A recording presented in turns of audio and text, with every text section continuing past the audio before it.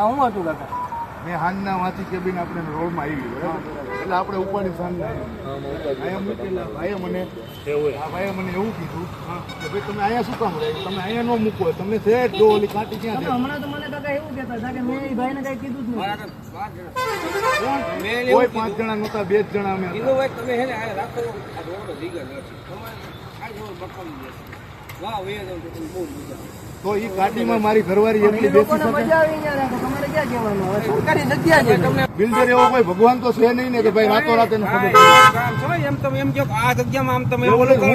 એવું કઈ કરતા જ નહીં તમે કે એવું કહેવાનું જગ્યા તો સરકારી છે ને ગામ ભરી હા તરની જગ્યા સરકારી છે ને તમારે શું કરવું છે પડે કોઈ દી કોઈ નિરાતો નથી ગયો હાલો. તમે તમારી રીતે રહ્યો ને બીજી લાંબી કરો હું ઈ મારી રીતે કેમ લાંબી કરો માં એટલે દબાવીને રાખવાના લોકોને તમારી રીતે તમારે રહેવાનું તમે જોયું હોય તો તમે કેટલા ટાઈમ છે કેમેરો ચાલુ રાખો. વર્ષો થઈ ગયા કામ મારો ધર્મ મારો અહીંયા વરસ થઈ ગયું તમે આ મેં લોકોને જોયું કેમ કહો કે અમારી મરજીથી તું તારી દુકાન ત્યાં રાખીએ ને ત્યાં રાખને એવું તમે કેમ કેવું મેં એમ ક્યું મારા ભાઈ રોડ વાળા હજી હાલે છે. તો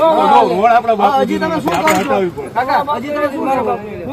તમે અમને મારશો મારવાની ક્યાં વાત છે તો આમાં તમે કહો ને કે હજી હું કહું છું તમે શું કહેશો તમારી મરજી તમારી તમે વાહ ભાઈ તમારે જયારે બનાવવું હોય ત્યારે એની ટાઈમ તમે આપણે આ રોડ બન્યો તો આપણે તાત્કાલિક ઉપાડી લીધી ને. તમે યાર મારું નામ કયો તો હું મારું નામ નથી દેતો હું તમે મને હાંજના ના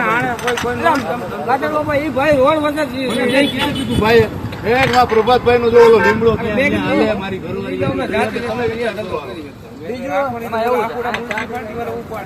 હા હા એ ભલે ને ઉપાડે રાખજો એટલે આ બધા જો બીજું તમને હું બગાડી લેવાનું